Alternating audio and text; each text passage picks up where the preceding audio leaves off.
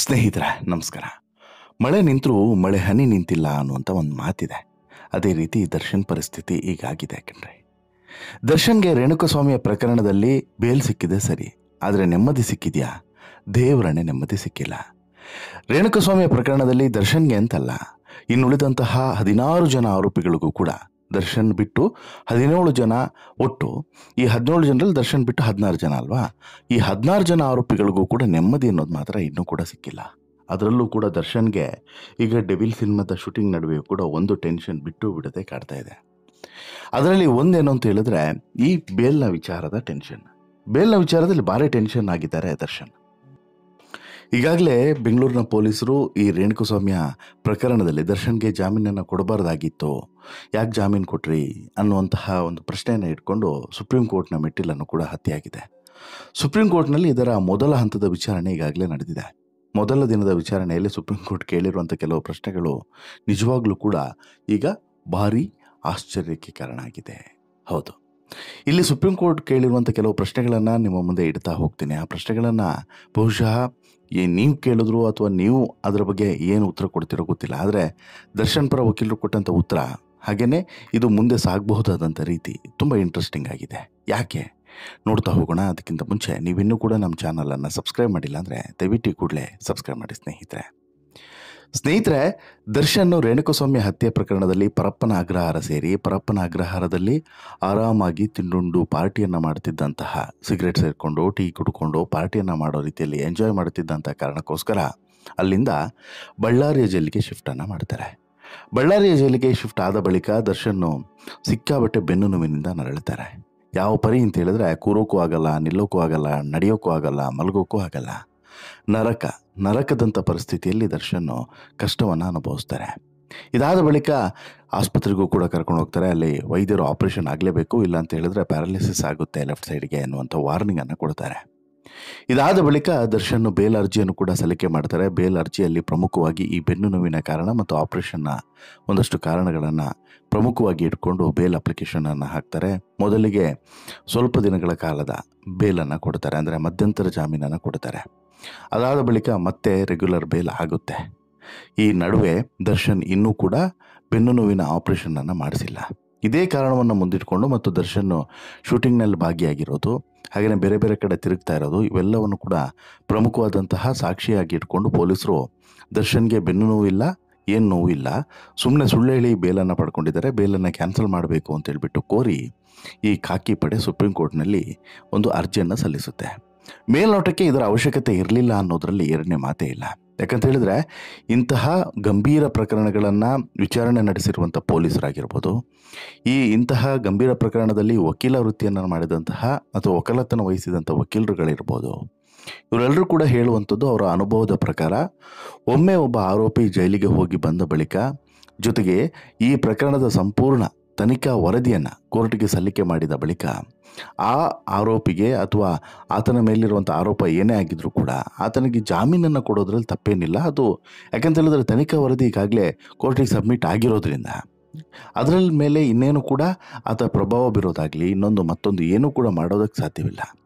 ಸಾಕ್ಷಿಯ ಮೇಲೆ ಪ್ರಭಾವ ಬೀರುವಂಥದ್ದು ಇರ್ಬೋದು, ಮತ್ತೊಂದು ಏನೂ ಕೂಡ ಮಾಡೋದಕ್ಕೆ ಸಾಧ್ಯವಿಲ್ಲ. ಮಾಡಿದರೂ ಕೂಡ ಅದು ಕೋರ್ಟು ಅಷ್ಟರ ಮಟ್ಟಿಗೆ ಕನ್ಸಿಡರನ್ನು ಮಾಡೋದಿಲ್ಲ ಅನ್ನೋಂಥ ವಿಚಾರವನ್ನು ಇಲ್ಲಿ ಸಾಕಷ್ಟು ಜನ ಹಿರಿಯರು ಹೇಳ್ತಾರೆ.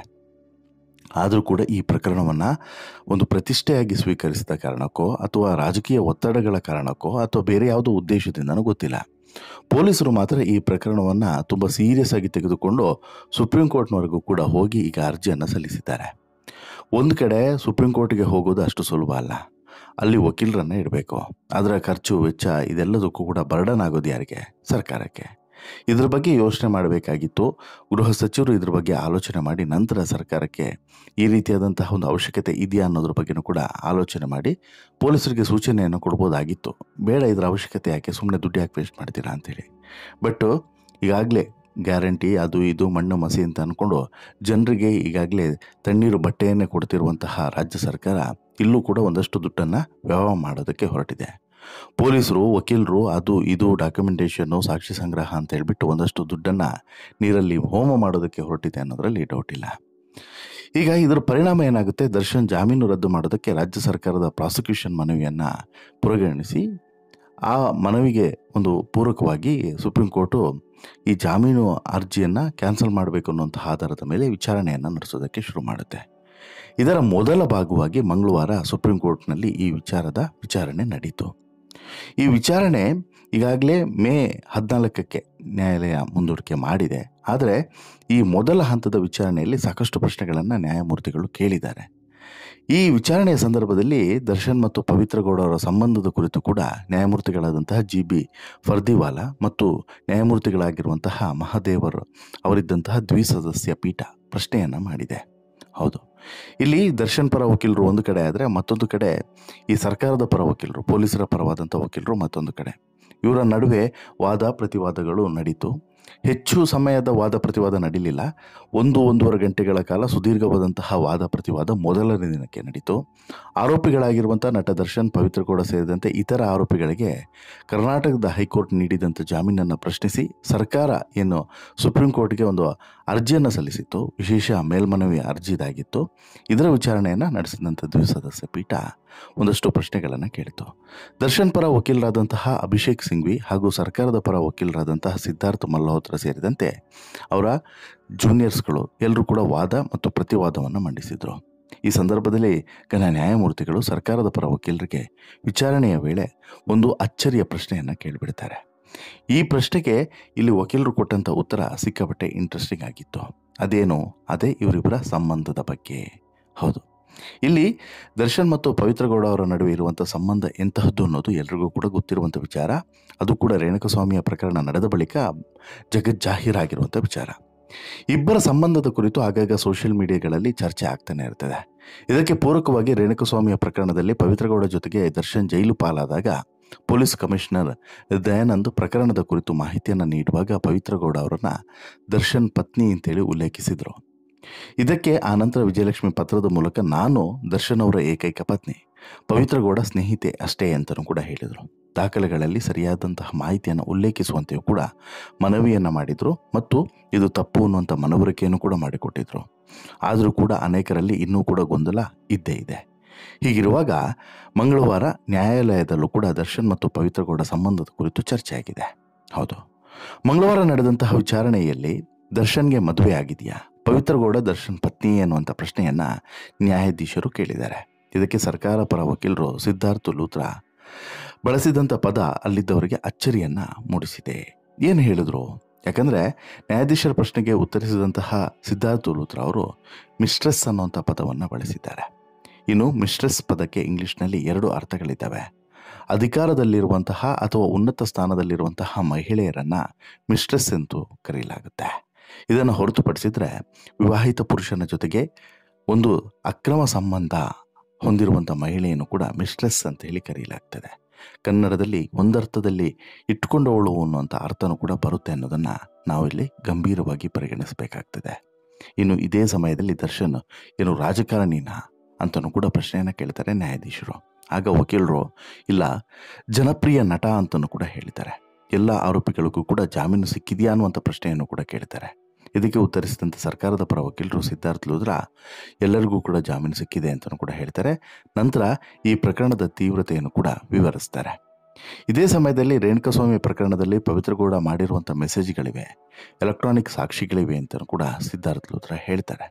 ಆನಂತರ ಪ್ರತಿವಾದವನ್ನು ಮಂಡಿಸಿದಂಥ ದರ್ಶನ್ ಪರ ವಕೀಲರು ಇಲ್ಲಿ ಕೇವಲ 3 ಸೆಕೆಂಡ್ನ ವಿಡಿಯೋ ಮಾತ್ರ ಇದೆ ಅಂತೇಳಿ ಹೇಳ್ತಿದ್ದಾರೆ. ಅದರಲ್ಲಿ ಏನು ಗೊತ್ತಾಗುತ್ತೆ ನೀವೇ ಹೇಳಿ? ಅದನ್ನು ಸಾಕ್ಷಿ ಅಂತೇಳಿ ಹೇಗೆ ಪರಿಗಣಿಸಲಾಗ್ತದೆ? ಆ 3 ಸೆಕೆಂಡ್ನ ವಿಡಿಯೋದಲ್ಲಿ ದರ್ಶನ್ ಕೂಡ ಎಲ್ಲಿಯೂ ಕಾಣಿಸೋದೇ ಇಲ್ಲ. ಹಾಗಾಗಿ ನಾನು ಕೂಡ ಆ ವಿಡಿಯೋನ ನೋಡಿದರೂ ಕೂಡ ನೋಡಿದವರು ಹೇಳೋದು ಅದರಲ್ಲಿ ಎಲ್ಲೂ ಕೂಡ ದರ್ಶನ್ ಕಾಣಿಸೋದಿಲ್ಲ ಅಂತೇಳಿ. ಹೀಗಾಗಿ ಇಲ್ಲಿ ಈ ಪ್ರಕರಣ ಸ್ಟ್ಯಾಂಡ್ ಆಗೋದಕ್ಕೆ ಒಂದು ಸೂಕ್ತವಾದಂಥ ಸಾಕ್ಷಿ ಪುರಾವೆಗಳೇ ಇಲ್ಲ ಅಂತೇಳಿ ವಾದವನ್ನು ಮಂಡಿಸ್ತಾರೆ.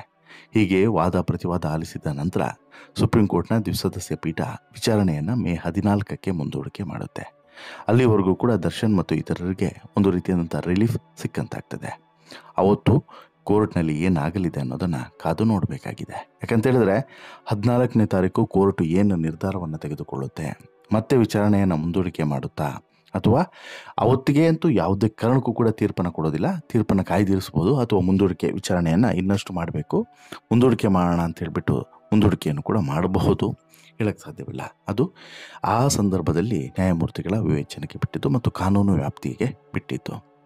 ಇಲ್ಲಿ ಇವರ ಒಂದು ತಕರಾರು ಏನು ಅಂತ ಹೇಳಿದ್ರೆ, ತೀವ್ರವಾದಂಥ ಬೆನ್ನು ನೋವಿನ ಒಂದು ಸಮಸ್ಯೆ ಇದೆ ಅನ್ನುವಂಥ ಕಾರಣಕ್ಕೆ ಆಪರೇಷನ್ ಅಗತ್ಯ ಇದೆ ಅಂತ ಹೇಳಿಬಿಟ್ಟು ದರ್ಶನ್ ಜಾಮೀನನ್ನು ಪಡೆದಿದ್ದಾರೆ. ಬಟ್ ಇನ್ನೂ ಕೂಡ ಜಾಮೀನಿಗೆ ಅವರೇನು ಅರ್ಜಿಯಲ್ಲಿ ಉಲ್ಲೇಖ ಮಾಡಿದ್ರು ಆ ರೀತಿ ಯಾವುದೇ ಆಪರೇಷನ್ ಕೂಡ ಆಗಲಿಲ್ಲ. ಜೊತೆಗೆ ಒಂದಷ್ಟು ಬೇರೆ ಬೇರೆ ಚಟುವಟಿಕೆಗಳಲ್ಲೂ ಕೂಡ ಅವರು ಬ್ಯುಸಿಯಾಗಿದ್ದಾರೆ. ಈಗ ಮೊನ್ನೆ ಹೈಕೋರ್ಟ್ಗೂ ಕೂಡ ಹಾಜರಾಗಲಿಲ್ಲ. ನೋಡಿದ್ರೆ ಸಿನಿಮಾ ನೋಡೋಕೆ ಹೋಗಿದ್ದಾರೆ. ಈ ರೀತಿಯಾದಂಥ ಎಡವಟ್ಟುಗಳನ್ನು ದರ್ಶನ್ ಮಾಡ್ತಿದ್ದಾರೆ. ಹೀಗಾಗಿ ದರ್ಶನ್ ಜಾಮೀನನ್ನು ರದ್ದುಗೊಳಿಸಬೇಕು ಅನ್ನೋದು ಪೊಲೀಸರ ಇಲ್ಲಿ ಮನವಿಯಾಗಿತ್ತು. ಬಟ್ ಕೋರ್ಟ್ ಎಲ್ಲವನ್ನು ಕೂಡ ಪರಿಗಣಿಸುತ್ತೆ. ಕೇವಲ ಒಬ್ಬರ ವಾದ ಮಾತ್ರ ಪರಿಗಣಿಸೋದಿಲ್ಲ. ಈಗ ಪ್ರತಿವಾದವನ್ನು ಕೂಡ ಪರಿಗಣಿಸಿದ್ದಾರೆ. ಮುಂದೆ ಏನಾಗುತ್ತೆ ಅದು ವೆರಿ ಇಂಟ್ರೆಸ್ಟಿಂಗ್. ಜೊತೆಗೆ ಇಲ್ಲಿ ಈ ಸಂಬಂಧದ ಬಗ್ಗೆನೂ ಕೂಡ ಉಲ್ಲೇಖ ಆಗಿರೋದು ಭಾರಿ ಇಂಟ್ರೆಸ್ಟಿಂಗ್ ಅಂತಲೇ ಹೇಳ್ಬೋದು. ಮುಂದೆ ಯಾವ ರೀತಿಯಾದಂಥ ತಿರುವು ಮತ್ತು ಚರ್ಚೆಗಳಿಗೆ ದಾರಿ ಆಗ್ತದೆ, ಕಾದು ನೋಡಲೇಬೇಕು. ನಿಮ್ಮ ಅಭಿಪ್ರಾಯ ಏನು ಸ್ನೇಹಿತರೆ? ಈ ಮಿಸ್ಟ್ರೆಸ್ ಪದದ ಬಗ್ಗೆ ನಿಮ್ಮ ಅಭಿಪ್ರಾಯ ಏನು? ದಯವಿಟ್ಟು ನಿಮ್ಮ ಅಭಿಪ್ರಾಯವನ್ನು ಕಮೆಂಟ್ ಮಾಡಿ ತಿಳಿಸಿ. ಜೊತೆಗೆ ಈ ಸ್ಟೋರಿ ಇಷ್ಟ ಆಯಿತು ಅಂತ ಹೇಳಿದ್ರೆ ಲೈಕ್ ಮಾಡಿ, ಶೇರ್ ಮಾಡಿ, ಚಾನಲ್ಗೆ ಸಬ್ಸ್ಕ್ರೈಬ್ ಆಗೋದನ್ನು ಮರಿಬೇಡಿ. ಧನ್ಯವಾದ.